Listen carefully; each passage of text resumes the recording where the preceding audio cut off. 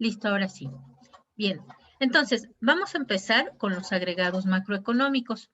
Los agregados macroeconómicos, pues justamente van a ser la suma de todas estas cuentas nacionales que se levantaron, ¿no? Que fue lo que vimos las clases pasadas, de cada uno de los sectores institucionales, y se les llama agregados macroeconómicos porque justamente se suman esas cuentas para conocer cuál es el comportamiento del Producto Interno Bruto y sus derivados, y del ingreso y sus derivados, y saber si efectivamente las economías están creciendo o están mejorando.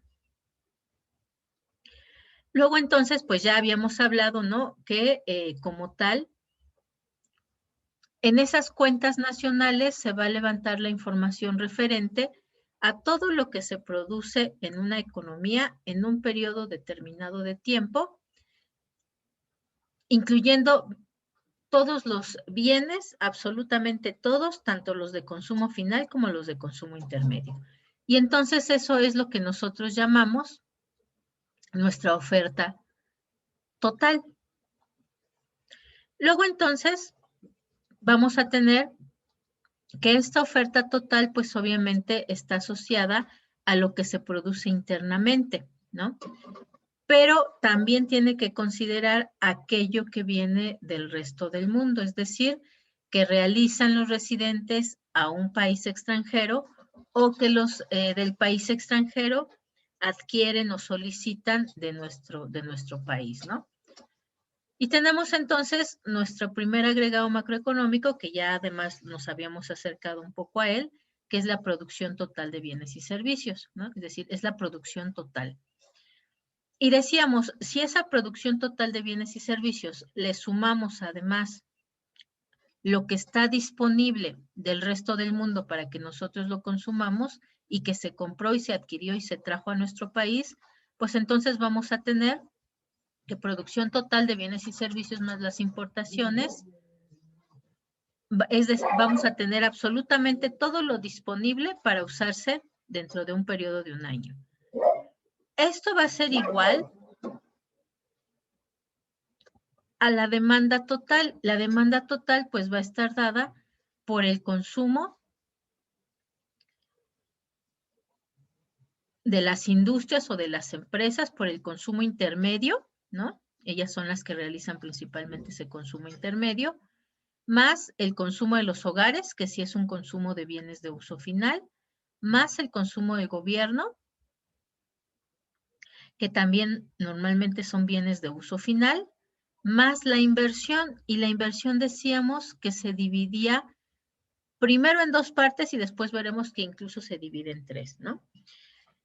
¿En cuáles dos partes se divide? Pues en lo que se tiene disponible para invertir ese año, pero también aquellas variaciones de existencia que ya se tenían disponibles para venderse, pero que no se vendieron el año pasado, ¿no? Y que por lo tanto, pues también están disponibles para que puedan venderse este año.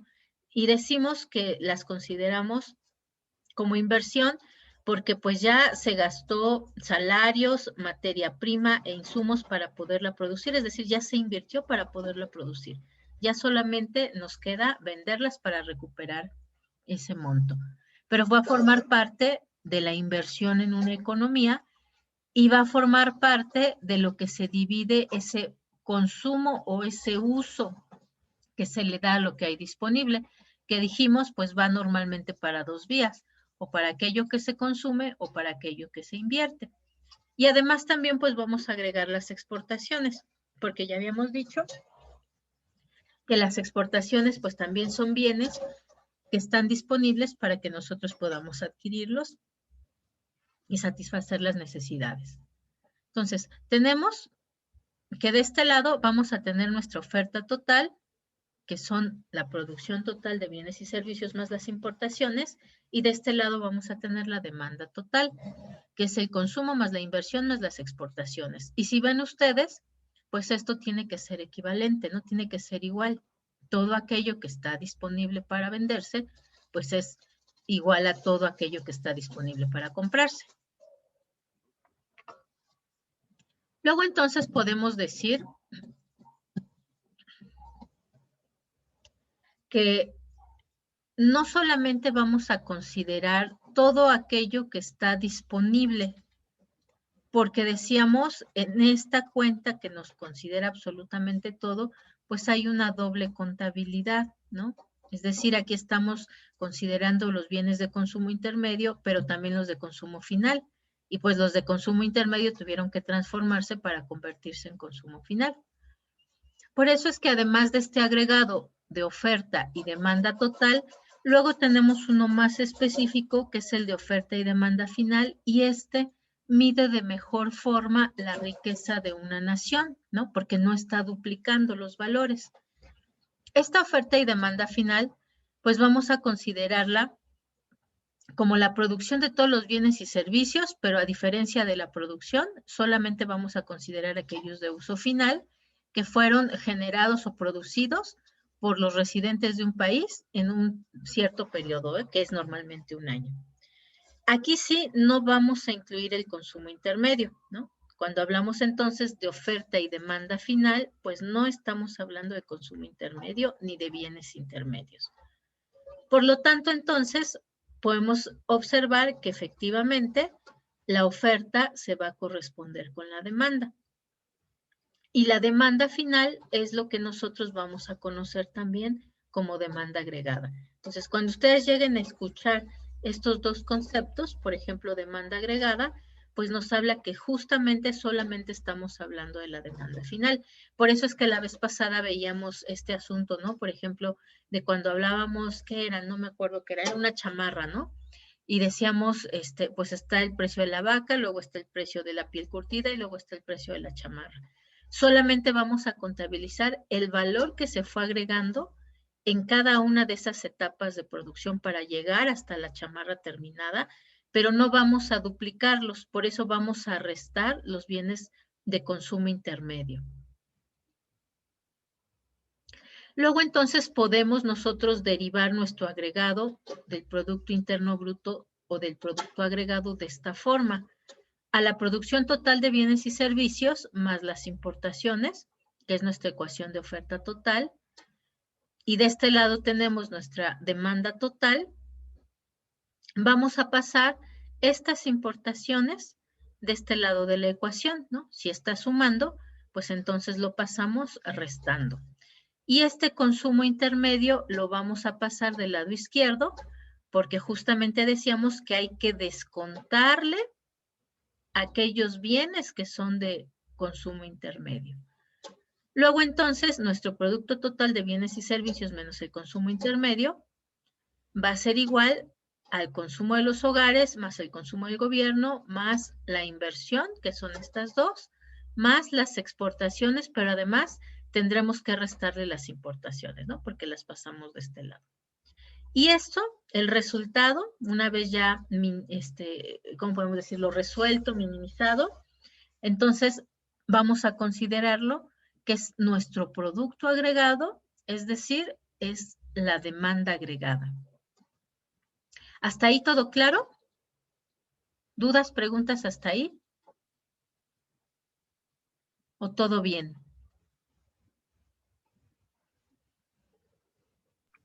Está bien, maestra. ¿Todo bien? Ok. Entonces, ahora sí, vamos a la siguiente parte. Esta parte también es importante porque con esto nosotros ya llegamos a nuestra ecuación del PIB. Pero justo derivado de estas, ¿cómo podemos decir? De este cálculo del producto y demanda agregado, vamos a identificar que hay tres formas de calcular el Producto Interno Bruto. Dos que derivan de aquí y otra que derivan de su concepto en sí mismo, de cómo se forma el valor agregado. Ajá. Luego entonces tenemos que el PIB se va a calcular por tres vías. Uno es el método de la producción o el método global. Otro es el método de la demanda final. O también se le llama método del gasto. Porque si estamos hablando aquí de lo que se demanda como bienes de uso final, pues también será en lo que se gasta o en lo que gasta la sociedad. Y tenemos el método de los ingresos o remuneraciones. Las remuneraciones que se dan durante el proceso de producción, pues serán los ingresos que reciban las personas, las empresas y el gobierno, ¿no? Entonces, independientemente de la forma o del método con el cual se esté calculando, pues nos debe coincidir el valor del Producto Interno Bruto. Luego entonces podemos verlo así, ¿no? Tenemos nosotros nuestro Producto Interno Bruto, pero que además se va a calcular por 3 métodos diferentes.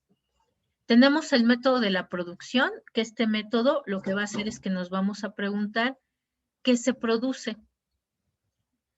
¿Qué se produce? Ah, pues se producen bienes y servicios, pero tienen que ser solamente los de uso final. No vamos a considerar otros. Tenemos el método del gasto o de la demanda, que nos dice cómo se utiliza. Ah, pues se va a usar para consumo, se va a usar para inversión y se va a usar para exportarlo. Y tenemos el método del ingreso. El método del ingreso nos va a responder a la pregunta ¿cómo se reparte? Ah, pues se va a repartir entre lo que se remunera a los trabajadores, lo que se remunera al capital y lo que se remunera a la renta de la tierra. Entonces, vamos a partir de esa ecuación que teníamos, ¿no?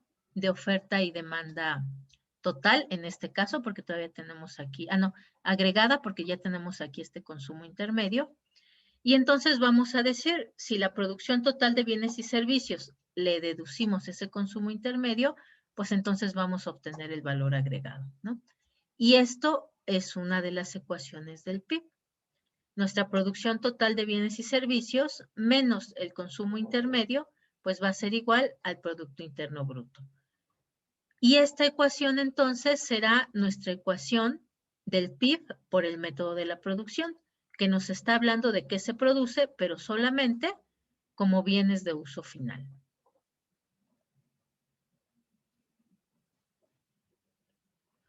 El segundo método, que es el método de la demanda final, pues nos va a hablar de cómo se consume o en qué se gasta. Partimos igual de nuestra ecuación, ¿no?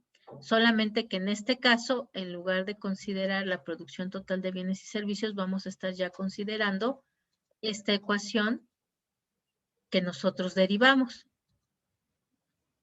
Y vamos a decir entonces, el PIB más las importaciones, pues es aquello que se tiene disponible para consumirse dentro de una economía, porque es aquello que se produjo internamente, más aquello que se produjo externamente y que importamos. Y esto va a ser igual al consumo de los hogares, consumo de gobierno, es decir, el consumo de uso final, más la inversión, que es la formación bruta de capital fijo, más la variación de existencia, más las exportaciones. Luego, entonces, para llegar a nuestra ecuación clásica del PIB, que es la más común, vamos a pasarla de nuestras importaciones del lado derecho y entonces ya llegamos a esa ecuación del PIB por el método de la demanda final. El Producto Interno Bruto, ¿para qué se usa? Ah, pues se usa para consumirlo y lo consumen los hogares y el gobierno. Se usa también para invertir porque lo que no se consume pues se ahorra. Y vamos a tener entonces la formación bruta de capital fijo, que es lo que se produjo este año y se adquirió este año, y vamos a incluir también la variación de existencias, que es lo que ya se produjo, ya se invirtió el año pasado, pero lo vamos a vender este año.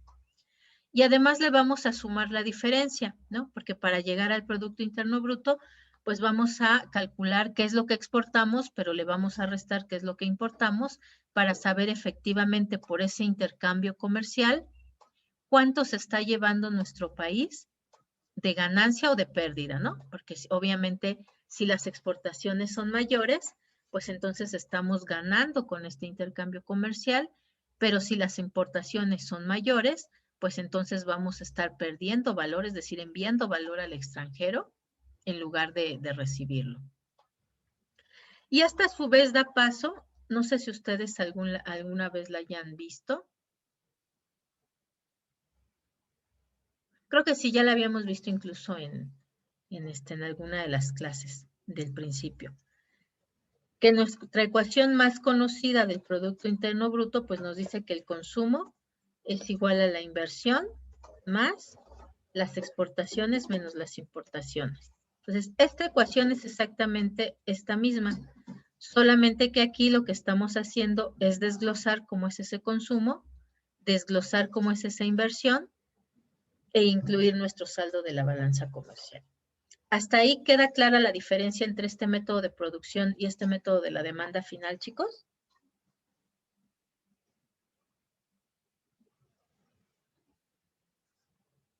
Parece que sí, maestra. Ya cualquier duda, pues déjenme checo video y ya vemos. Ok, va que va.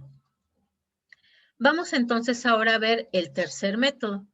El tercer método de cálculo del PIB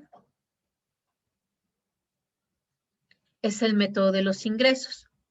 Ese método de los ingresos, decíamos, pues se va a calcular a partir de todas aquellas remuneraciones que recibieron los agentes económicos, ¿no? Es decir, los ingresos que percibieron como parte de ese proceso de producción. Y vamos a encontrar entonces ahí que nuestro Producto Interno Bruto va a ser igual a las remuneraciones que se realizaron a los trabajadores, es decir, sueldos y salarios,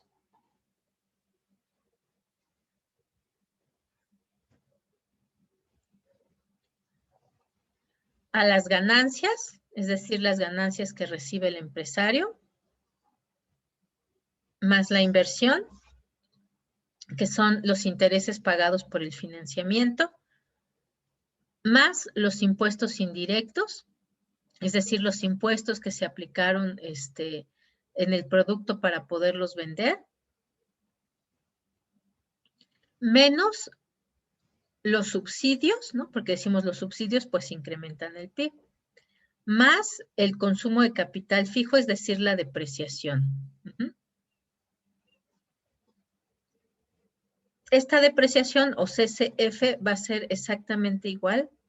Bueno, son sus siglas y nos explica qué es el consumo de capital fijo, pero va a corresponder a la depreciación que nosotros estábamos hablando. Más el excedente neto de explotación. Este concepto es el que decíamos que se aplica específicamente a cada uno de los países, dependiendo de las características propias de su economía. Es decir, aquí vamos a incluir todo aquello que no está considerado en esto. Por ejemplo, ¿qué podríamos tener aquí? Ah, bueno, pues los ingresos que perciben las personas por honorarios, los ingresos que perciben las personas que trabajan por su cuenta, ¿no? Como tal, pues también perciben un ingreso, pero no necesariamente son empresarios, ¿no? Porque no tienen un capital, es decir, por ejemplo, vamos a incluir aquí a los profesionistas que dan asesorías, ¿no? Como tal, ellos lo que otorgan como servicio es su conocimiento y reciben un pago o una remuneración por ese conocimiento, ¿no? Si dan una asesoría, si dan un curso, pero como tal no se les considera un empresario, sino es una persona que ofrece sus servicios profesionales. Entonces, esos pues no estarían contemplados en estos dos, porque no es como tal una remuneración a trabajador, porque no hay una relación laboral entre la persona que ofrece las asesorías y la persona que es asesorada, ¿no? Tampoco es un empresario porque decimos, pues no tiene un capital que esté usando para invertir y generar una empresa, ¿no? Sino que ofrece como tal directamente sus servicios. Y si también hay alguna otro tipo de cuenta que no esté considerado aquí, entonces también se va a considerar. Por ejemplo, ¿qué puede ser? Ah, bueno, pues a lo mejor alguna remuneración que se les dio en especie, ¿no? Y decíamos, va a ser tan específico como puede ser las características de un país. Por ejemplo, en nuestro país, pues sí, aquí se integra una parte importante de las personas que reciben honorarios, ¿no? Que reciben sus ingresos vía honorarios, porque no están considerados acá. Entonces los vamos a incorporar acá. Y cada vez que crece más esta forma de remuneración a los trabajadores, que es por medio de honorarios, pues obviamente será un país que tiene más esa cuenta en esta parte. Si son empresas, por ejemplo, ¿no? En el caso de España, ¿no? Que ahorita tienen muy de moda este asunto de la empresa social, que además es sin fines de lucro y que además tiene un crecimiento acelerado, también, por ejemplo, de las asociaciones civiles o ONGs, ¿no? Como tal, el trabajo que hacen las asociaciones civiles y ONGs, también muchas veces les pagan alguna remuneración a las personas que trabajan como voluntarios, ¿no? Por ejemplo, en el caso del Teletón, me acuerdo que una alumna me platicó, no recuerdo exactamente cuánto, pero decían, cuando se les daban esas alcancías que la gente andaba pidiendo dinero, directamente, ¿no? A las personas en los, se me olvidó, en los cruces peatonales, por ejemplo, dicen que en el metro también, una parte de eso que ellos recibían, porque su trabajo era voluntario, iba como una remuneración a ellos, ¿no? Pues justamente por estar apoyando en este proceso de recabar información. Y el resto, pues iba justamente para Teletón. Sí, no se preocupe, sabemos que luego de repente esta tecnología nos traiciona. Y bien, eso sería el excedente neto de explotación. Hay, por ejemplo, si no me equivoco, no me acuerdo bien si era en Finlandia, creo que sí, no me acuerdo si en Finlandia o en Suecia, pero en uno de estos países se promueve mucho, por ejemplo, el que los muchachos desde muy pequeñitos, desde primaria, secundaria, preparatoria, empiecen a emprender, ¿no? Creen negocios que todavía no son empresas y no son empresas porque por su edad no pueden registrarse en el SAT, ¿no? Y es algo que también ya empieza a pasar aquí en nuestro país, ¿no? Es decir, para registrarte en el SAT como una empresa formal, pagar tus impuestos o registrarte ante un notario y obtener tu acta constitutiva, uno de los requisitos es tener el IFE. Y el IFE, pues, ¿quién lo tiene? Pues todas las personas mayores de 18 años. ¿Eso qué implica? Que un niño o un jovencito, pues en realidad no puede aparecer como apoderado legal o como propietario de una empresa porque son muy jovencitos, ¿no? No tienen todavía esa mayoría de edad, no se les reconoce como ciudadanos en plenos derechos en la mayoría de los países. Sin embargo, si un niño pues emprende y empieza a obtener dinero de esa forma, pues entonces obviamente le está recibiendo una remuneración que parte del proceso de producción, pero no se reconoce como ganancias al empresario y tampoco se reconoce como remuneraciones al trabajo. Entonces, pues justamente esas cuentas, en particular en este país, creo que es Finlandia, sí es Finlandia donde se hace esto, entraría esos ingresos que perciben estos niños y adolescentes, entraría aquí en el excedente neto de explotación, porque es algo que incrementa su Producto Interno Bruto, pero por estas cuestiones legales y de edad y de ciudadanía, pues no pueden ser consideradas dentro de estos valores. Entonces, esa parte es importante. Igual, por ejemplo, en el caso de México, pero digo, ahí es donde vemos los contrastes entre los países, ¿no? Por ejemplo, en el caso de México, aquí en el excedente neto de explotación irían las remuneraciones que se dan a los menores, ¿no? En el caso de nuestro país, se supone que se reconoce que una persona puede empezar a trabajar a partir de los 16 años. Eso es como está reconocido como convenio ante la Organización Internacional del Trabajo, ¿no? OIT. Pero, como tal, la Ley Federal del Trabajo lo reconoce a partir de los 15 años. Pero, además, cuando se levanta la Encuesta Nacional de Ingreso y Gasto por parte de INEGI, pues se observa que inclusive a partir de los 12 años hay niños que ya reciben un ingreso por participar en el proceso de producción, ¿no? Y luego, si nos vamos a sectores más específicos, por ejemplo, a los sectores agrícolas, pues tenemos que hay niños muy pequeñitos, ¿no? A partir de los 3, 5, 6 añitos, que ya se encuentran trabajando en los campos y que reciben también una remuneración por el trabajo que hacen, ¿no? Entonces, esto habla completamente también de la forma específica de cómo un país genera su riqueza, ¿no?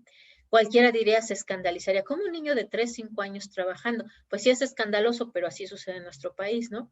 Mientras en Finlandia los niños están muy apapachados por los papás, los maestros, el gobierno, para que empiecen a generar empresas, pues en nuestro país tenemos niños que tienen que trabajar porque aparte tienen, ¿no? Que sus papás tienen que ponerlos a trabajar porque lo que ellos ganan no es suficiente. Entonces eso nos habla también de la diferencia que puede haber entre los países, pero bueno, en este excedente neto de explotación, pues se van a poder poner todas aquellas remuneraciones que no están reconocidas dentro de estas otras clasificaciones. De tal forma entonces que nuestro PIB pues va a estar compuesto por las remuneraciones al trabajo, las ganancias de las empresas, los intereses percibidos por financiamientos, los ingresos por parte de la renta de la tierra o el uso de los recursos naturales, más los impuestos indirectos menos los subsidios, más la depreciación, más el excedente neto de explotación. Y entonces así podemos considerar, además, bueno, esto es algo que ahorita lo vamos a ver desglosado, mejor lo voy a pasar para acá, porque ahorita lo vamos a ver con sus características, ¿no? Luego entonces tenemos que este va a ser el método de la demanda final. Este es el de las remuneraciones o de los ingresos y acá teníamos el de producción. Entonces, esos son los tres métodos. Producción, demanda final y método de los ingresos. Incluso en algunos países hablan de un método más que es el método del valor agregado. Pero bueno, ese método del valor agregado nosotros lo consideraríamos aquí. ¿Por qué? Porque pues justo esas remuneraciones que hay durante el proceso de producción, pues es lo que le va agregando valor a cada una de las etapas. Luego entonces tendremos que además hay que considerar en este método de los ingresos, y bueno, aquí dice, ¿no? Se le considera como método del valor agregado, por este enfoque, ¿no? Que una vez que se está remunerando durante el proceso de producción, pues efectivamente se está agregando valor, ¿no? Pero hay países que incluso separan lo ponen aparte. Ese cálculo, ¿no? De lo que se va agregando como valor en el proceso de producción, pues va a incluir estas remuneraciones, ¿no? Que ya dijimos que son a los trabajadores, que son al empresario, que son a los que financian la actividad, pero decíamos hay que incorporar estas dos cuentas de impuestos indirectos y subsidios, porque los impuestos pues disminuyen los ingresos de las personas, ¿no? Si ustedes, ¿quién de ustedes trabaja y le descuentan ICR, chicos?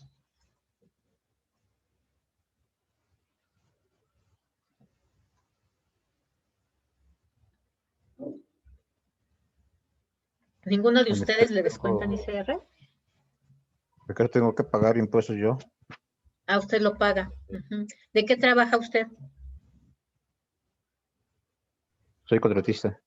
Ah, sí. Sí, pues sí. Usted justo entraría en el excedente neto de explotación. Bueno, si está registrado como empresa, entraría acá, como ganancias al empresario. Si no está registrado como empresa, entonces entra acá, ¿no? Una persona que ofrece sus servicios profesionales. Y justo, ¿no? Los impuestos, pues lo que hacen es disminuir aquello que nosotros habíamos recibido como remuneración. Y si recibimos algún subsidio, pues entonces eso lo va a incrementar, ¿no? Decíamos que de los subsidios más comunes para las personas que están registradas como trabajadores, pues es este apoyo al empleo, que las personas que reciben menos de 3 salarios mínimos, pues como tal el gobierno les paga un poquito más para que no sea tan bajo su salario. Es una forma como de tratar de equilibrar esa diferencia. Por eso es que es tan importante el que efectivamente cuando trabajamos para una empresa nos registre como trabajadores, ¿no? Porque si no los registran como trabajadores, ¿no? Que aparte es una práctica muy común, ¿no? Que trabaja uno para ellos, pero no está registrado, pero no es trabajador de ahí, pero está por outsourcing, pero está uno por honorarios, ¿no? Y todas las diferentes modalidades que hay, pues eso implica que entonces no vamos a tener este derecho al subsidio al empleo, ¿no? Y como no estamos pagando estos impuestos, el ICR, pues entonces tampoco vamos a tener el acceso a los servicios médicos, ¿no? Porque no se nos considera dentro de este grupo que son las remuneraciones a las personas. Por eso es súper importante. Vamos a considerar también entonces ahí el consumo de capital fijo, que ya dijimos que es la depreciación, el excedente neto de explotación, que ya dijimos que es todo aquello que no entra dentro de lo que ya mencionamos como remuneraciones, pero que como tal implica un ingreso que sí se percibe por el proceso de producción. Y ahora sí vamos a entrar entonces a este tema, ¿no? El PIB además se va a poder valorizar y así lo vamos a encontrar en INEGI a diferentes precios. Vamos a encontrar que se encuentra precios básicos. Estos precios básicos, bueno, estas son primero las tres, precios básicos, precios productor y precios comprador. Los precios básicos va a ser aquella suma de valor a la que el productor valora su producción o al que la adquirió, pero que no incluye impuestos, ¿no? Ni IVA, ni ningún tipo de subsidio y tampoco incluye los gastos de transporte o comercialización. Esos serían los precios básicos. Es decir, es cómo adquirió esa mercancía, ¿no? ¿Cuánto? Sin considerar todo esto, ni impuestos ni transporte. El precio productor, entonces sí ya va a incluir los impuestos, porque finalmente, si por ejemplo el productor está comprando una herramienta, pues al momento que pasa a pagar, pues le van a cobrar sus impuestos, no su IVA en particular. Va a incluir también los subsidios, si es que tuviera derecho a algún subsidio. Y en este caso, se va a referir específicamente como al tipo de actividad que realiza, ¿no? el productor. Es decir, esta valoración depende de la actividad que realiza, pero también del nivel de impuestos que le requieran pagar. Aquí, por ejemplo, además de estos impuestos que normalmente paga al comprar, pueden estar también, por ejemplo, el IEPS, ¿no? Si compra gasolina, pues entonces va a tener que pagarlo, incluyendo esos impuestos de la gasolina. Y después tenemos el precio comprador. El precio comprador, pues en el valor de los precios va a incluir a ¿no? Que incluye el valor de la mercancía, por ejemplo, más los impuestos, menos los subsidios, pero además va a incorporar también los gastos de transporte y de comercio. ¿Por qué? Porque obviamente, pues al momento de producir y de quererlo vender, pues el oferente va a estar gastando en mover su mercancía hasta el punto de venta, o a lo mejor si hace comerciales, o si tiene un stand, o si hace publicidad, o si compra folletos, pues obviamente eso se lo va a agregar también al valor de esos productos. Este precio comprador como tal es el que se considera el precio de realización de bienes y servicios. Sí, lo escucho. Una pregunta, ¿cuáles son los IEPS? El IEPS es el impuesto especial sobre productos y servicios, que ya ve que se lo cargan a gasolina, a los refrescos, a la cerveza, a los cigarros, y me faltan 3 más. A ver, ahorita me acuerdo, pero eso específicamente se le carga a 7 productos. Eso no sé si ustedes llegaron a escuchar hace unos, pues sí, justo cuando hubo este problema de la gasolina, que ven que había desabasto. No sé si se acuerdan ustedes que incluso en las noticias salía un señor que iba a las gasolineras y pues ahí se peleaba con los vendedores porque les decía, yo no te voy a pagar el impuesto, ¿no? Yo ya estoy pagando mucho de mi gasolina, entonces quiero que me regreses el equivalente a mi impuesto, a mi IEPS. Porque no estoy de acuerdo en pagar el IEPS, ¿no? Entonces era como para hacerse promoción, ¿no? De su movimiento, ni me acuerdo qué movimiento era, pero pues era muy cotorro, ¿no? Porque efectivamente si nosotros pagáramos nada más el precio, este precio básico, ¿no? Que no considera los impuestos, pues sería mucho más bajo el precio que nosotros estaríamos pagando. En Estados Unidos, por ejemplo, IVA o algún otro impuesto como el IEPS se cargan solamente de forma local, es decir, es diferente por estados. Entonces ustedes pueden llegar a un estado y les cobran el 8% de IVA y en otro puede ser del 10%, ¿no? No como aquí en México que ya es generalizado a 16%. Allá, dependiendo del estado, que ya ven que también son muy independientes, pues los estados como federación, ¿no? Se les respeta mucho esta categoría de federación. Ellos deciden cuánto cobran de impuestos, entonces ese IVA es diferenciado. Y luego hay un problemilla, sobre todo para la gente que no estamos acostumbrados a esos impuestos diferenciados, que normalmente en las tiendas uno va a ver el precio básico, pero además al llegar a la caja, pues le cargan a uno justamente los impuestos locales.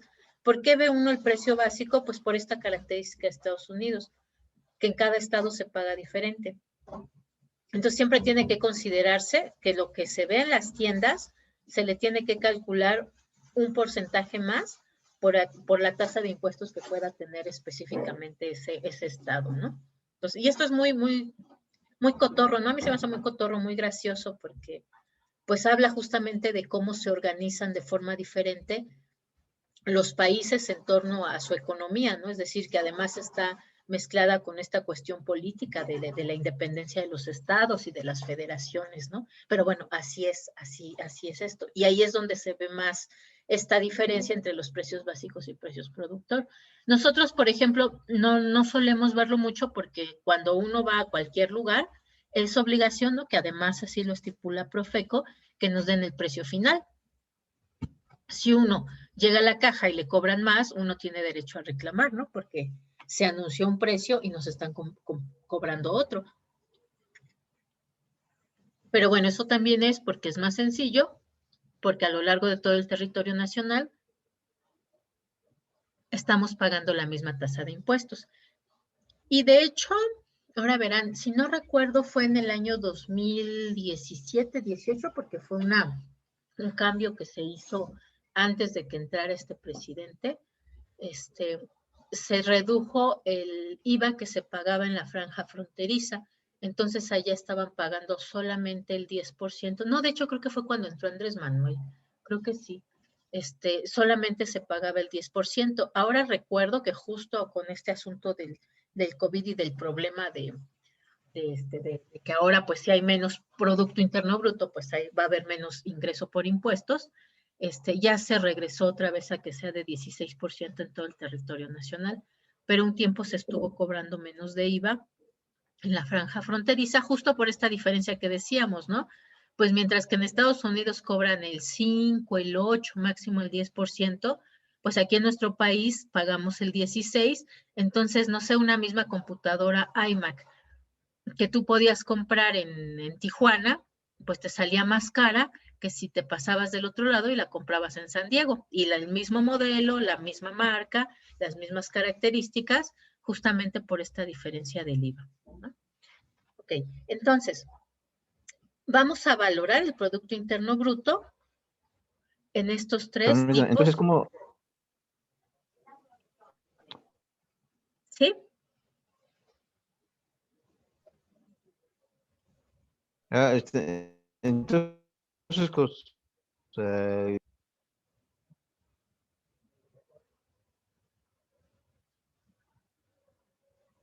Ya no lo escuché. Si puede repetir. el IEPS, eh, este,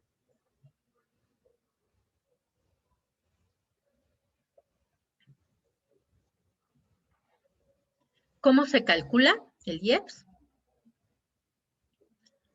El IEPS se calcula por producto, ¿no? Si nosotros ofreciéramos un producto no, que, no, ¿cómo?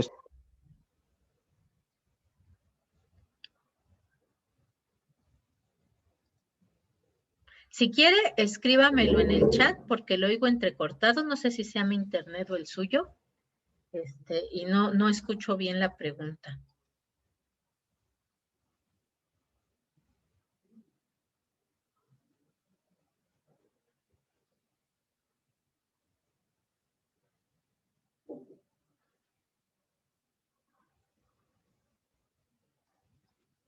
Y mire, para salir de dudas, Mira. les voy a compartir esta liga.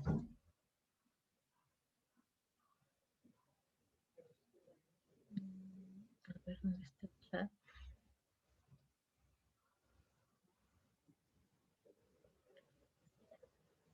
Como tal, hay que calcular la tasa o se puede consultar en la ley justamente que generó este impuesto, ¿no? Que es la ley del impuesto especial sobre producción y servicios. Si ven aquí en esta liga que les compartí ahí en el chat, nos especifica en particular para la gasolina cómo es esto, ¿no? Tiene incluso aquí una tablita. Y nos dice, ¿no? Bueno, ¿cómo se paga el IEPS? Bueno, pues se paga a gasolina y diésel, se paga a combustibles fósiles, lo pagan los que venden cigarros o tabacos, los que venden bebidas saborizadas, los que venden bebidas, alcohol, bebidas energetizantes, plaguicidas y alimentos no básicos. Ahí en los alimentos no básicos pues entran mis croquetas para perro que le compro a mis gorditos. Y aquí está interesante porque además aquí tiene unos ejemplos muy específicos, esa liga, de quienes tienen que pagarlo, ¿no? Por ejemplo, ahí entra botanas, productos de confitería, flanes y pudines, bebidas alcohólicas, ¿no? Y cómo son por comisión, por mediación, es decir, quiénes lo van a estar pagando. También especifica cuáles son las exenciones de impuesto y cuál es la base para calcularlo. Y viene una tablita específica para la gasolina, que nos dice ahí cuánto se paga de IEPS. Viene también la lista de los combustibles fósiles y de los cigarros, ¿no? Y por ejemplo, si pueden abrir la liga, van a ver que esto de los cigarros o tabacos pagan el 160% de impuestos, imagínense, ¿no? Es enorme. Pero además pagan IEPS y además todavía pagan IVA. Entonces, en realidad un porcentaje enorme de los cigarros es lo que está pagando en impuestos, ¿no? Pero está bien esta liga porque especifica qué porcentaje de IEPS pagan, ¿no? Tiene usted ahí el alcohol inclusive por grados, porque además la tasa de impuesto es diferente según los grados de alcohol que tiene. Y también para las bebidas energetizantes y para los plaguicidas. Entonces, si quiere, ahí chéquele. Está interesante esa liga, está muy clara, ¿no? La puede consultar también en la ley del impuesto especial sobre productos y servicios, pero aquí está bastante bien explicado. Sí, profe, ya la chequé. Gracias. ¿Sí? Va que va. Ok, entonces, bueno, si lo vemos así un poco más contablemente, ¿no? Vamos entonces a decir precios básicos es el precio del producto sin incluir impuestos. Precios productor, el precio básico, pero entonces ahora sí le agregamos los impuestos y si es que recibe subsidios, pues le restamos los subsidios. Por ejemplo, ya ven que la leche liconza recibe un subsidio, ¿no? Entonces tendría que sumarle el impuesto y tendría que restarle el subsidio. Bueno, la leche liconza en particular no paga impuesto porque es lácteo, pero sí le tendría que restar el subsidio. Después están los precios comprador, que es el precio productor, es decir, anterior, que es precio básico más impuestos, más ahora el IVA, que es el impuesto al valor agregado, el que pagan los consumidores, más los impuestos a la importación, si es que tienen que pagarlo, más, bueno, aquí ya no lo puso, más, por ejemplo, los costos por flete.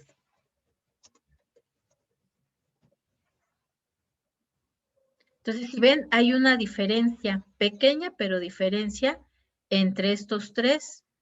Por ejemplo, el productor no lo podría vender a este precio básico porque él está pagando un impuesto, ¿no? Entonces, tendría por lo menos que venderlo a este precio con impuesto si es que él no gasta más impuestos y no gasta en transporte. Pero si evidentemente gasta en transporte y además tiene que pagar otros impuestos, pues entonces el precio al que le ofrece al comprador, pues va a ser mucho más alto, ¿no? Entonces, esto es importante porque hay que, cuando metemos ahí a la página de INEGI a buscar las estadísticas, pues hay que identificar el PIB, a qué precios está considerado. Además, también vamos a considerar, ¿no? Dentro de ese producto, no sé por qué no me quiere. Dentro de este Producto Interno Bruto, vamos a retomar esto que decíamos de las relaciones con el exterior, ¿no? Justamente para ver cómo de nuestro agregado Producto Interno Bruto se transforma en Producto Nacional. Se transforma en Producto Nacional, bueno, hablamos del Producto Nacional cuando estamos hablando además de las remesas netas a los factores del exterior. Ajá.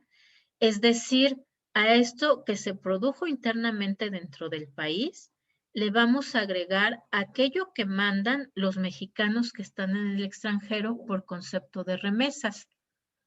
Obviamente, si es un país, por ejemplo, como Estados Unidos, que envía una gran cantidad de remesas, pues su Producto Interno Bruto va a disminuir. Y si es un país como el nuestro, que al contrario, una gran cantidad de trabajadores envían dinero del extranjero para sus familias aquí internamente, pues entonces este Producto Interno Bruto va a crecer con lo que se envíe de remesas. Y entonces este agregado, que era el Producto Interno Bruto, una vez que incorporamos esas remesas de los factores del exterior o remuneraciones netas de los factores del exterior, se le va a llamar Producto Nacional Bruto. Muchas veces incluso no van a escuchar que digan esto bruto, pero nos referimos al Producto Nacional. ¿Por qué nos dice aquí netas?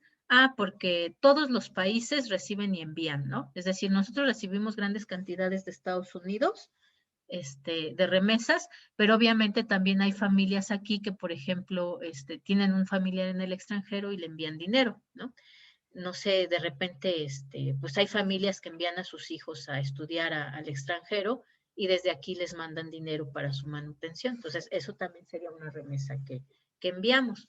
O, por ejemplo, si hay alguna persona que envía, bueno, eso lo vamos a ver ahorita, lo de las transferencias, pero bueno, que un ejemplo también muy común, ¿no?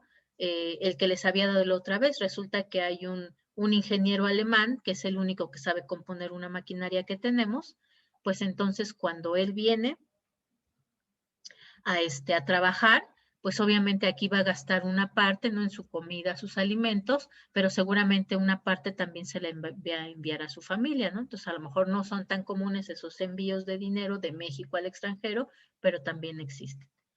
En estas remesas netas a los factores del exterior vamos a considerar entonces intereses por deuda externa, ¿no? Que el gobierno paga o que las personas pagan como intereses hacia el exterior. Dividendos por inversión extranjera directa, es decir, si alguien tiene empresas en el exterior, pues particularmente Slim, ¿no? Y una vez que le pagan sus dividendos de esas empresas, pues si él los trae aquí al país, entonces también se va a considerar como remesas. Las utilidades por inversión extranjera de cartera, es decir, Slim no nada más compró empresas en el extranjero, sino que además tiene inversiones en, no sé, supongamos en Paribas, ¿no? O en la Nestlé o qué sé yo, ¿no? Y entonces recibe utilidades y las trae para México, entonces también se van a considerar dentro de esas remesas. Sí, bueno, y la clásica que son las remuneraciones a los trabajadores, ¿no? Pero esto puede ser en las dos vías, ¿no? Es decir, puede ser Slim, que trae del exterior todo lo que gana hacia nuestro país, pero pues también pueden ser empresas extranjeras en nuestro país que envían parte de eso que reciben como ingresos o personas extranjeras en nuestro país que envían parte de eso que reciben como ingresos aquí. Y además entonces vamos a acercarnos todavía a otro agregado macroeconómico más. Este Producto Nacional Bruto también se le va a denominar como Ingreso Nacional Bruto o INB, pues porque justo estamos hablando de remuneraciones, ¿no? Y si ustedes recuerdan, cuando hablamos de remuneraciones, pues estamos hablando de ingreso. Por eso nos dice, el PNB en sentido estricto no es producción, sino que se refiere a que al ingreso interno se le va a sumar o a restar lo que perciben como remuneraciones los factores productivos que están en el exterior o lo que se envía de nuestro país al exterior, y por lo tanto entonces este Producto Nacional Bruto va a ser igual al ingreso nacional bruto. Y ya tenemos un tercer agregado macroeconómico. Bueno, cuarto, porque ya llevábamos Producto Interno Bruto, Producto Interno Neto, Producto Nacional Bruto e Ingreso Nacional Bruto. Tenemos entonces, ¿no? Que entonces cuando hablamos del Producto Nacional Bruto, que es igual al PIB, más o menos las remuneraciones netas a los factores del exterior, pues entonces vamos a estar hablando del ingreso nacional neto, perdón, ingreso nacional bruto, que entonces va a ser igual calculado, ¿no? Por el Producto Interno Bruto más el saldo de las remuneraciones al exterior. Si esta relación, y esta parte es importante, ¿no? Si esta relación entre Producto Nacional Bruto y Producto Interno Bruto es mayor a 1, va a significar que el país está recibiendo más entradas por esas remuneraciones netas del exterior de lo que están enviando. Si esa relación es menor a 1, quiere decir que más bien este país es el que envía una gran cantidad de remuneraciones netas a los factores del exterior. Se esperaría luego entonces, por ejemplo, que Estados Unidos tuviera esta relación si hablamos solamente de las remesas a los trabajadores, ¿no? Pero además ya saben ustedes que hay un montón de empresas estadounidenses en todo el mundo, ¿no? Entonces seguramente al hacer ya el saldo, esta relación, es probable que también sea receptor neto. Ok, entonces, pero todavía nos falta llegar a algunos agregados, ¿no? Es decir, ese ingreso nacional bruto todavía no es aquello que se tiene completamente disponible por las personas. Si a este ingreso nacional bruto le restamos además o le sumamos, porque también es un saldo, las transferencias corrientes netas, pues son aquellos recursos que llegan de forma unilateral, ¿no? Sin que se envíe otra cosa. Ahí tenemos, por ejemplo, las donaciones, ¿no? Que hacen, ya habíamos hablado, ¿no? De las donaciones que hacen, por ejemplo, a Cruz Roja, personas de nuestro país, o cuando hay estos desastres naturales, pues también de otros países envían ayuda, ¿no? Ayuda en materia de, por ejemplo, de agua, de alimentos, de ropa, para que la gente pueda satisfacer esas necesidades inmediatas. Entonces, si a estas transferencias corrientes netas, y decimos netas porque se envían y se reciben, que incluyen además donaciones, remesas a familiares que no tienen contrapartida, primas o indemnizaciones, entonces vamos a tener este resultado. Nuestro ingreso nacional bruto más el saldo de las transferencias corrientes netas va a ser igual al ingreso nacional bruto disponible. Nuestro ingreso nacional disponible pues sería igual al ingreso nacional bruto menos la depreciación más las transferencias corrientes netas. En sentido estricto, este sería ingreso nacional neto, porque le estamos restando la depreciación, disponible, porque es lo que ya enviamos o recibimos como transferencia corriente neta. Esta diferencia, por ejemplo, entre remuneraciones a los factores del exterior y transferencias corrientes netas es importante porque las remuneraciones como tal son percepciones recibidas por participar en el proceso de producción y lo que va en las transferencias es solamente aquellas transferencias que son de forma unilateral. Ya habíamos platicado, por ejemplo, que de nuestro país se tiene que pagar una cuota por pertenecer al Fondo Monetario, ¿no? No hay contrapartida. No nos regresa nada, ¿no? Se paga y solamente se va, sale. Entonces sería una salida de transferencias corrientes netas. Pero ahora con las inundaciones de Tabasco, de Alemania nos están mandando productos enlatados. Bueno, pues entonces se recibe. Entonces hay que hacer el saldo para identificar bien si esas transferencias corrientes netas restan a nuestro ingreso nacional bruto o suman a ese ingreso nacional.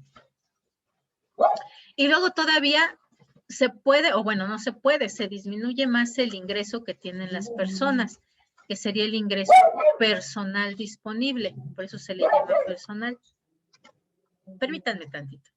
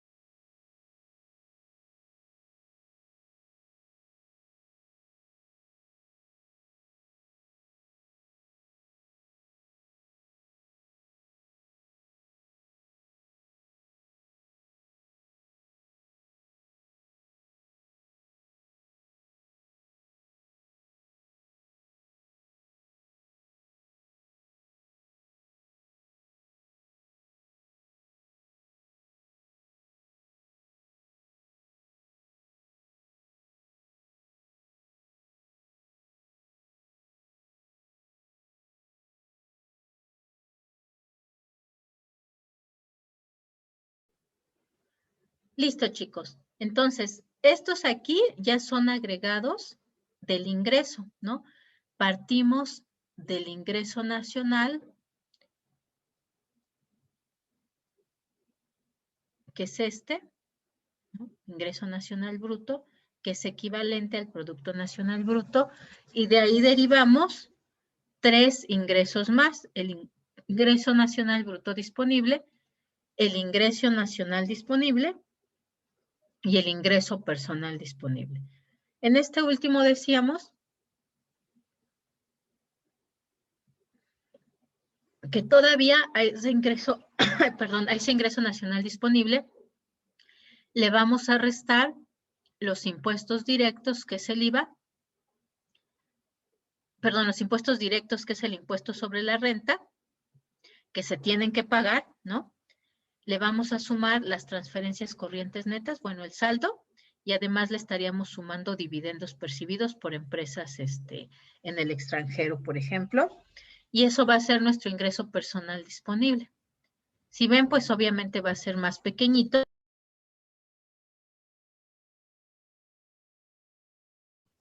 Ya estoy aquí de nuevo, chicos. Al parecer me escapé unos minutos. Voy a compartir pantalla otra vez. Ok, entonces nos quedamos hasta acá, hasta el ingreso. Pero bueno, además ese ingreso, ¿sí me escuchan ya? ¿Y sí se ve pantalla? Ya, profesora. Sí, ok, va que va. Entonces, además ese ingreso se va a dividir, ¿no? Porque decíamos, pues las personas reciben un ingreso, pero ese ingreso se va a dividir en 2 grandes grupos, que es aquello que van a usar para consumir y aquello que no se va a consumir, que se va a convertir en un ahorro. Entonces, si a este ingreso nacional bruto disponible le restamos aquello que van a consumir las familias y el gobierno, entonces vamos a obtener nuestro siguiente agregado, que es el ahorro nacional bruto. Ese ahorro nacional bruto, como tal, es lo que va a estar disponible como ahorro interno, va a estar disponible en la economía para que pueda convertirse en inversión, ¿no? Es decir, es aquello que las personas van y depositan en los bancos o en los intermediarios financieros y que ellos se van a encargar de prestarlo a las empresas que lo soliciten o a las personas que lo soliciten para que lo inviertan. Si este ahorro nacional bruto no es suficiente para cubrir la inversión que requieren esas empresas, entonces obviamente se tendrá que recurrir a financiamiento internacional. Por eso es tan importante este ahorro, ¿no? Seguramente ustedes escucharon cuando estaban hablando de que se cancelaba o no se cancelaba el aeropuerto de la Ciudad de México, el de Texcoco.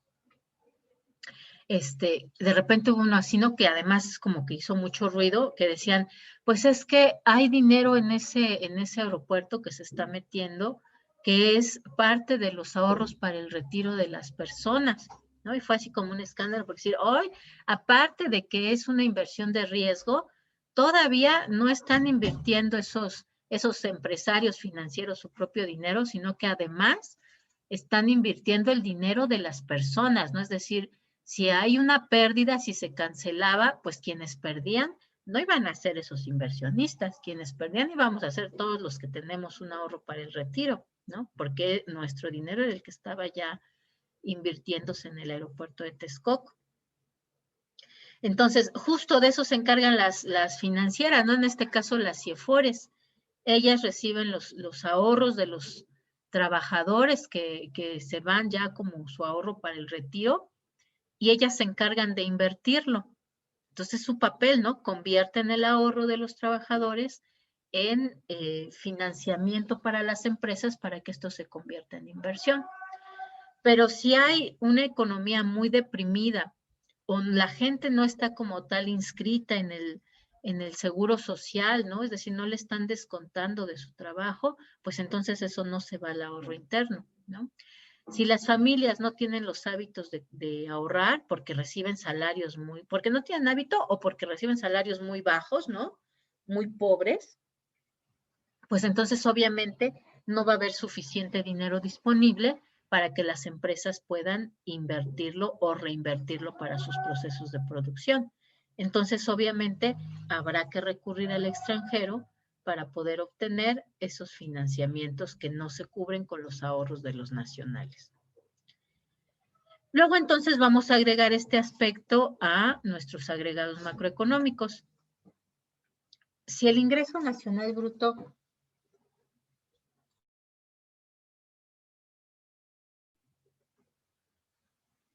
tenemos entonces que el ingreso nacional bruto se va a expresar de esta forma. Va a incluir el consumo de las familias, ¿no? Nuestro ingreso, el consumo de las familias, la formación bruta de capital o la inversión de las empresas, el saldo de la balanza comercial, que es las exportaciones menos las importaciones. Bueno, aquí le vamos a poner un paréntesis, porque siempre lo van a encontrar así, porque esto es la balanza comercial. Le sumamos las remuneraciones por los factores del exterior, ya sean positivas o negativas. Le sumamos o consideramos las transferencias corrientes netas, que es aquello que perciben sin tener que realizar trabajo o ninguna otra actividad. Entonces, vamos a tener que nuestro ingreso nacional bruto disponible, pues va a ser igual a todos estos elementos.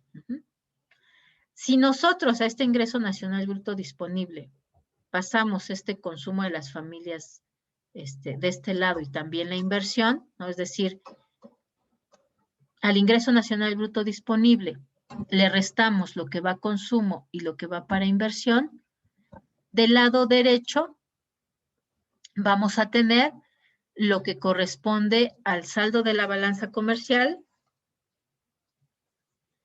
más las remuneraciones netas a los factores del exterior más las transferencias corrientes netas, y entonces esto tendría que ser equivalente a todo aquello que se consume.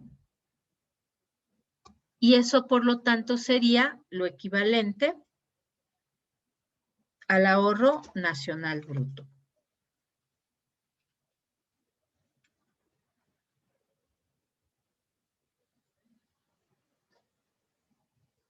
Es decir, si a todo ello que se tiene como ingreso le restamos lo que se consume, pues entonces eso será nuestro ahorro nacional bruto. De tal forma entonces que, retomando esta ecuación, podemos considerar que el ahorro nacional bruto menos esta formación bruta de capital, pues va a ser igual al saldo de nuestra balanza comercial, de la balanza de remuneraciones a los factores del exterior y de las transferencias corrientes netas. Es decir, aquí simplemente estamos derivando del ingreso nacional bruto disponible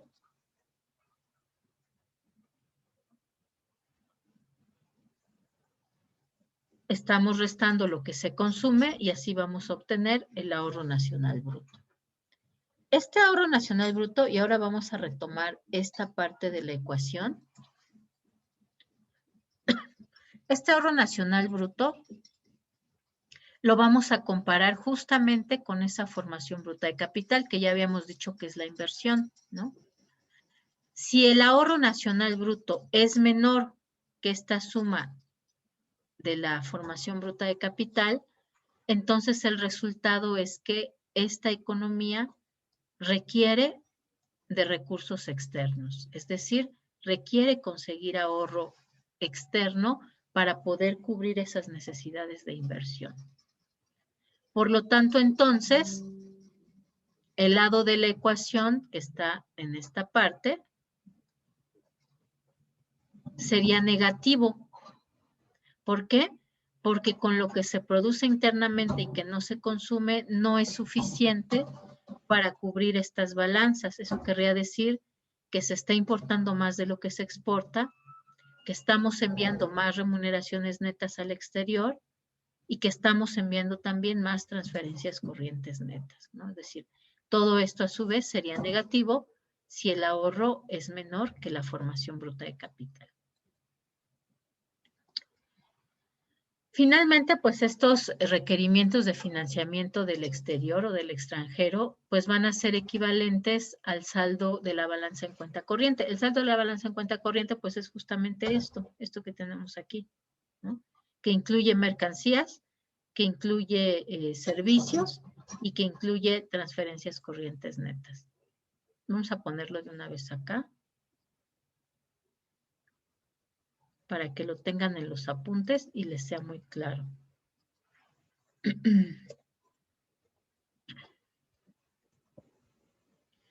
Y aquí, no, obviamente, no estamos considerando todavía las transferencias de capital del extranjero hacia acá.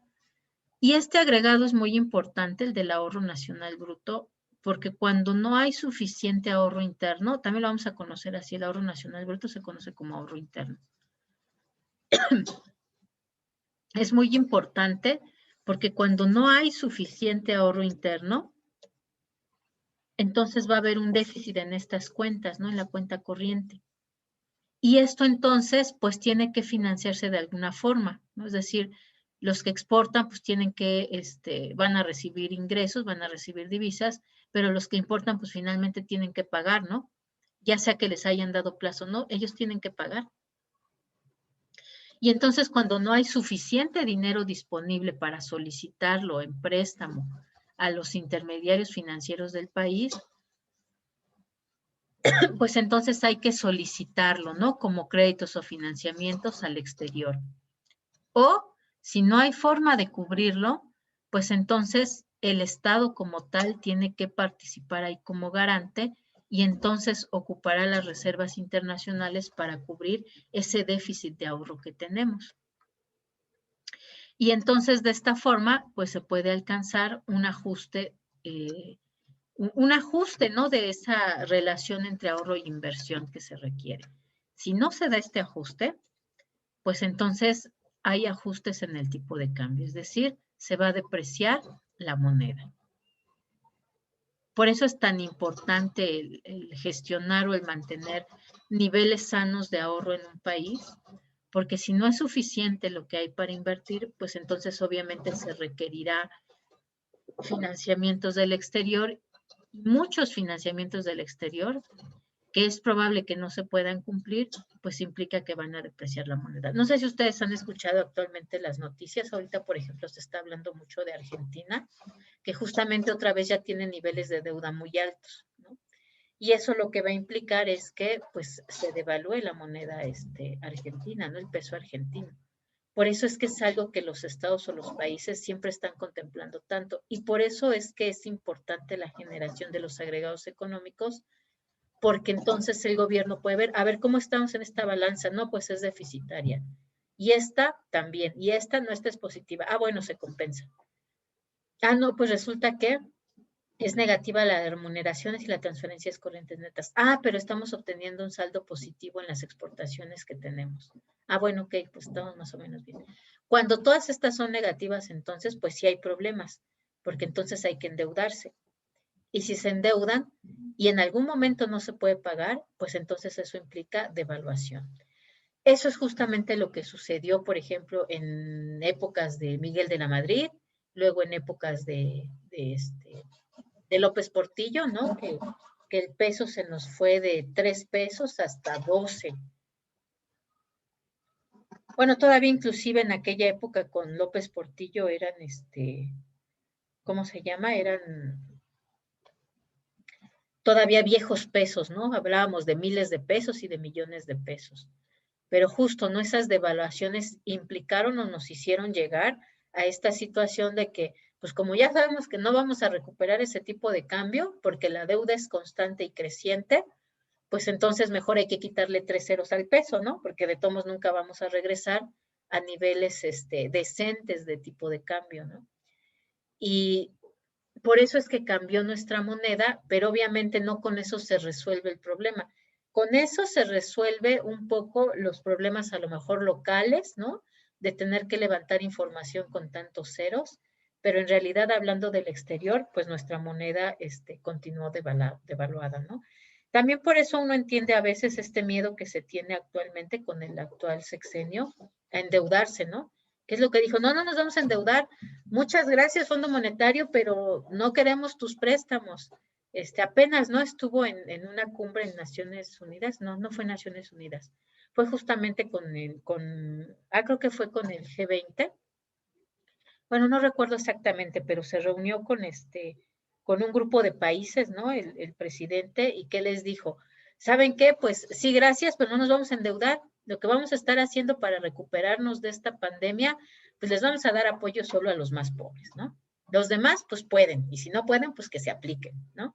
¿Y saben qué? Pues además les estamos solicitando que si nos dan préstamos, pues sea la misma tasa de interés que le cobran a los países desarrollados, la misma que le cobran a los países en vías de desarrollo, ¿no? O en desarrollo. Y además les pedimos que pues ya no les cobren deuda a los países más pobres, que de entrada saben que no van a poder pagar, ¿no? Entonces, de veras que haya condonaciones de deuda. Porque eso hace 3 años se hizo un anuncio muy grande de que los países desarrollados les iban a condonar la deuda a los países más pobres, que particularmente son los países de África. Bueno, África y Haití, pero a Haití nunca le perdonan nada. Era en general a los países de África, pues porque son países muy pobres que nunca van a poder pagar, ¿no? Y además son países que si pagan, lo que implica es que le están quitando ingreso a su propia población, que ya de por sí son muy pobres, ¿no?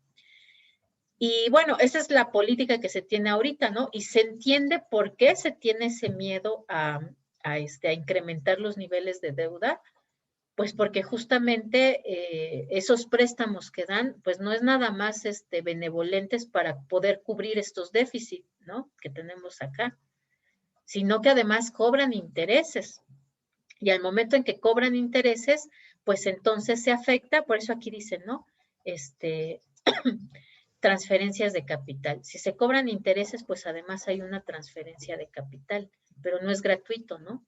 Sino que se tiene que pagar en algún momento y eso entonces a largo plazo, pues hace dependiente a las economías de los otros países porque se les tiene que estar pague y crecen más los intereses y hay que pagar, ¿no? Entonces no digo que sea la perfecta solución, porque finalmente para salir de una crisis siempre se requiere dinero líquido que le permita a las empresas producir más y que les permita a las personas no perder su empleo. Se entiende por qué se está llevando actualmente esta política, pero probablemente para salir, porque aparte no, ya ellos mismos lo dijeron, por lo menos son 2 crisis y hay quien habla de 3 crisis, ¿no? Pero por lo menos son 2 crisis las que tenemos juntas.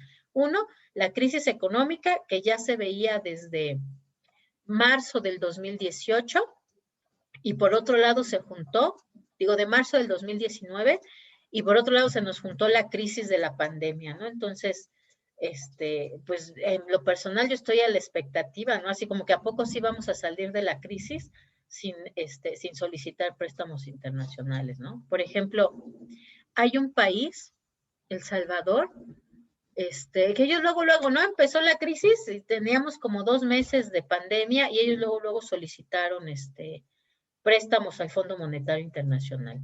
Entonces, y se anuncia, ¿no? Se anunció porque aparte lo estaba promocionando el presidente. Estamos apoyando a las personas, vamos a dar apoyos a los empresarios, a pequeños empresarios y financiamientos a los grandes empresarios y vamos a salir juntos de esa crisis. Y digo, pues claro, ¿no? Cuando se habla de vamos a apoyarlos, a solucionarlos, hay que salir de la crisis, pues es muy buena noticia. Es excelente, ¿quién va a decir que no? Pero pues más adelante veremos cómo están, ¿no? En particular, por ejemplo, ahorita, incluso desde antes, cuando todavía no estaba la crisis de la pandemia, Argentina ya tenía problemas de deuda. Y ahorita también hay. Les voy a traer la próxima clase una grafiquita donde se ve cómo a través del tiempo ha crecido los montos de la deuda, ¿no? Y los más beneficiados, pues obviamente son el Fondo Monetario y el Banco Mundial, que son los que dan, en el caso del Banco Mundial da los préstamos y en el caso del Fondo Monetario, pues otorga financiamientos, ¿no? Pero todos cobran su tasa de interés. Entonces, bueno, por ahí vamos. Entonces, vamos a ver un resumen rápido en los minutitos que nos quedan.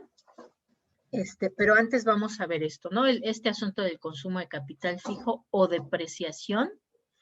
Todos los agregados, todos, absolutamente todos, vamos a ver que se pueden convertir de brutos a netos si nosotros le restamos esa depreciación, ¿no? Entonces tenemos, por ejemplo, Producto Interno Bruto, le restamos el consumo de capital fijo o depreciación y lo convertimos en Producto Interno Neto. Excedente neto de explotación, pues es el excedente bruto de explotación menos la depreciación.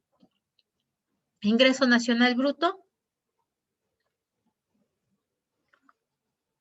le restamos la depreciación y lo convertimos en ingreso nacional neto. Ingreso nacional bruto disponible, le restamos la depreciación y lo convertimos en ingreso nacional disponible. Es neto, pero como ya es muy largo, ya nada más le dejan así, ¿no? Ingreso nacional disponible. Al ahorro nacional bruto le restamos la depreciación y lo convertimos en ahorro nacional neto. A la formación bruta de capital le restamos la depreciación y lo convertimos en formación neta de capital. Es decir, a todos los agregados económicos los podemos convertir o pasar de brutos a netos si le restamos esa depreciación. ¿Clarísimo hasta ahí, chicos? Como los canales del agua de Xochimilco o más claros.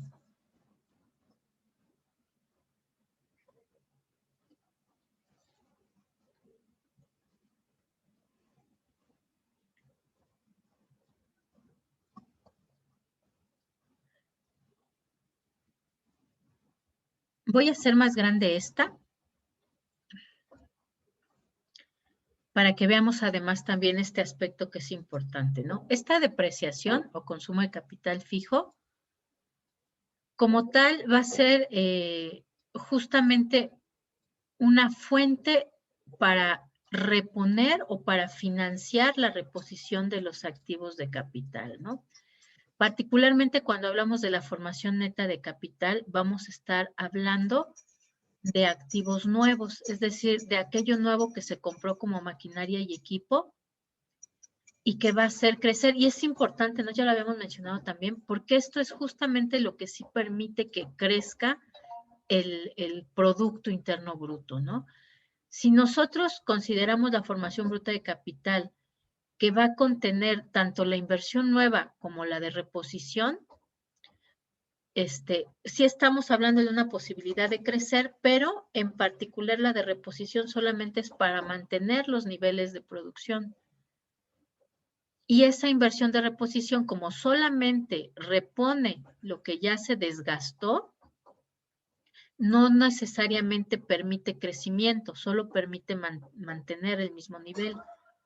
Pero esta formación nueva de capital, esta nueva inversión, esta sí es la que permite el crecimiento del producto, ¿no? Ya habíamos hablado que pues se considera que el producto tiene que crecer porque la población crece, ¿no? De tal forma entonces que esta formación bruta de capital va a estar conformada por la formación neta de capital fijo, que es las máquinas y herramientas y equipo nuevo, es decir, la inversión nueva, más la inversión de reposición o depreciación o consumo de capital fijo, que es esto mismo, más la variación de existencias, que es la inversión que ya se había realizado y que se tiene disponible.